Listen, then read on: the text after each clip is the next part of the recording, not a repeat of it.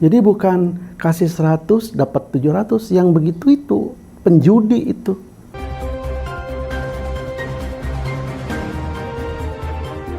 Welcome to your channel, Cross Cultural Institute, berdiri tegak di tengah.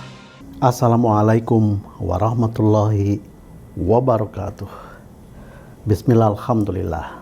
Senang sekali saya bisa kembali bersilaturahmi dengan channel ini dan mudah-mudahan kita dalam keadaan sehat walafiat semua. Masih saya ingin kembali berbagi soal Yusuf Mansur. Saya ingin membandingkan seorang evangelis seperti Benny Hinn, seorang Israel, Yahudi, seorang warga negara Israel, warga negara Amerika, dan warga negara Kanada yang terkenal sebagai pengkhotbah wakil Tuhan, yang dikenal sebagai jago, yang merasa dirinya mendapatkan mandat dari Tuhan untuk bisa menyembuhkan pasien-pasien yang saat itu sedang mendengar khotbahnya.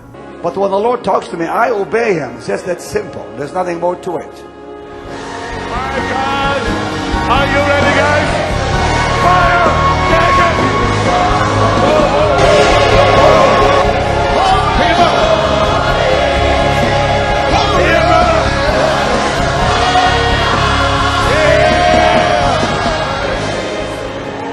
Take it! Take it! Take it! Take it! Show hands quick. Show hands, I said, quick. Take the anointing! Marakate pialbakanti mante remo. Benny Hinn, ya, orang kaya, punya jet, kekayaannya luar biasa, walaupun ujungnya dia ditahan juga oleh pemerintah federal Amerika karena soal penipuan, ya. Nah, yang kedua, Yusuf Mansur itu kira-kira sama dengan Benny Hinn, ya. Kalau Benny Hinn mengatakan semua doa akan dikabulkan oleh Yesus Kristus, gitu. Termasuk dia bisa menyembuhkan orang yang sakit. Kalau Yusuf Mansur, dia bisa mengubah semua kehidupan within 40 days, ya, dalam waktu 40 hari. Ini kan dua-duanya luar biasa, ya. Tapi ulasan ini saya ingin mengupas tuntas soal sedekah yang menjadi ajaran Yusuf Mansur. Tapi sebelum itu saya ingin meneruskan soal evangelis tadi. Jadi satu hari karena mungkin jet lag saya berada di Melbourne, ya, kemudian iseng saya buka channel TV. Di situ sedang ada live seorang evangelis bersama jamaahnya, mungkin di atas 500 atau 1000 orang. Ya, dalam satu gedung, si evangelis itu dia mengatakan bahwa saya perlu studio untuk merekam khotbah saya, kemudian saya sebarkan ke seluruh dunia begitu. Dan biayanya saya lupa, tapi kira-kira biayanya 1 juta US dollar lah begitu. Menurut dia 1 juta US dollar tidak besar. Kalau ada 10 orang, maka seorang hanya perlu memberi donasi 100.000. Nah, ceritanya sampai pada acara penghitungan donasi, ternyata yang diminta 1 juta dapatnya 1,5 juta. Wah, si evangelis ini dia langsung mengatakan, "You know, I asked 1 million but I get 1,5 million." Dia katanya, tahu bahwa di awal saya meminta 1 juta tapi saya mendapatkan 1,5 juta. Jesus here. Jesus here with us. Jesus here with us. Dia mengatakan begitu, Tuhan sedang ada di sini, di ruangan ini. Talk to him, ask to him. Ngomong sama dia, mintalah sama dia. And write down more donation. Dan tulis lagi itu donasi-donasi untuk kami, ya. Juga si audiensnya juga terhipnotis, ya. Dia haru, bangga, dan meniru lagi. Dan ternyata di ujungnya bukan 1,5 juta lagi, malah dapat 2 juta. Nah, ini kan ini saya ambil contoh, ya, bahwa si evangelis itu meminta sedekah dari jamaahnya, ya. Nah, Yusuf Mansur juga minta sedekah dari jamaahnya. Apakah Tuhan kemudian mengabulkan ketika orang memberikan sedekah langsung direct mendapatkan seperti pendeta tadi? Wallahu alam bisawab. Ya, yang pasti pendeta aja yang untung. Yang pasti Yusuf Mansur aja yang untung gitu.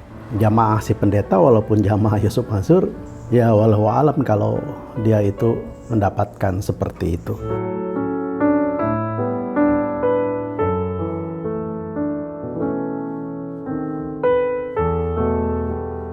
Nah, ini yang kemudian saya ingin membahas berkaitan dengan sedekah.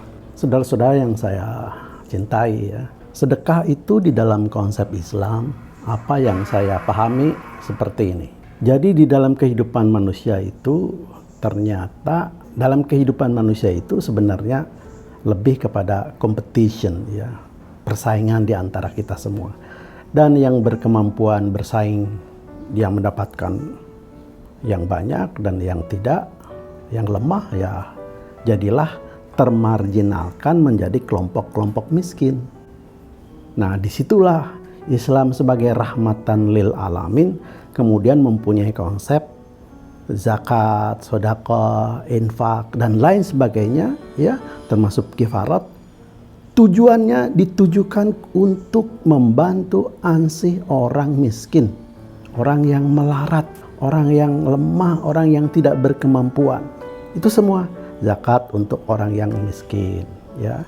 Sedekah untuk orang yang miskin, infak untuk orang yang miskin, membayar kifarat, memberi sedekah, infak atau apa saja kepada orang yang miskin. Miskin.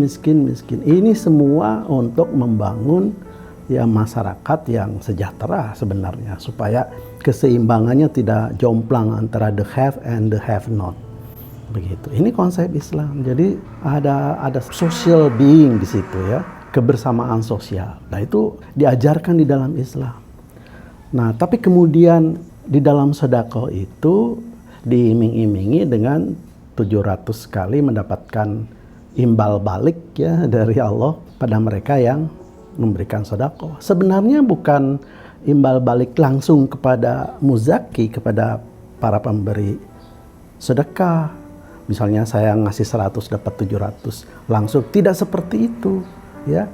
Ketika kita membantu orang yang miskin dari sedekah kita, dari infak kita, dari zakat kita, kemudian si miskin itu terbantu dan bangkit hidupnya dari mustahik menjadi muzaki ya, dari si penerima zakat itu menjadi seorang pembayar zakat, dan terus kemudian multiple seperti itu.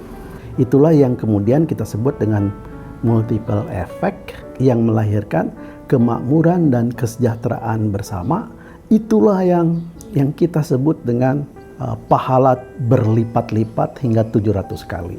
Begitu, jadi indirect ke pahala ya. Jadi indirectly kita bisa terima.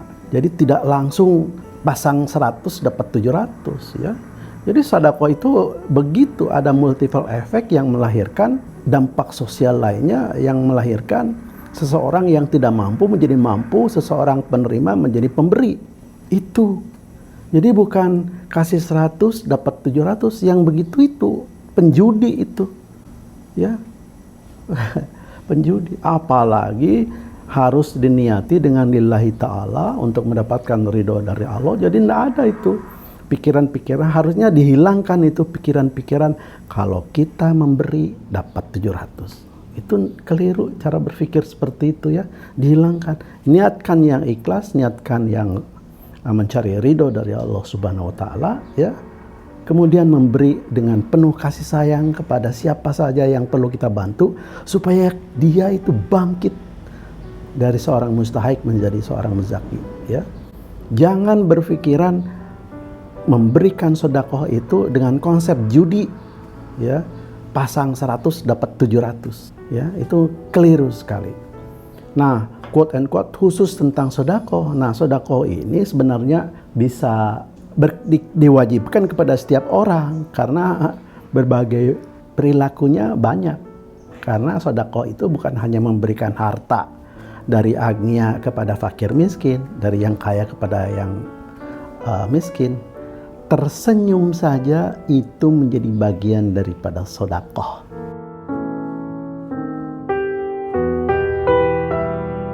Billahi taufiq wal hidayah. Wassalamualaikum warahmatullahi wabarakatuh.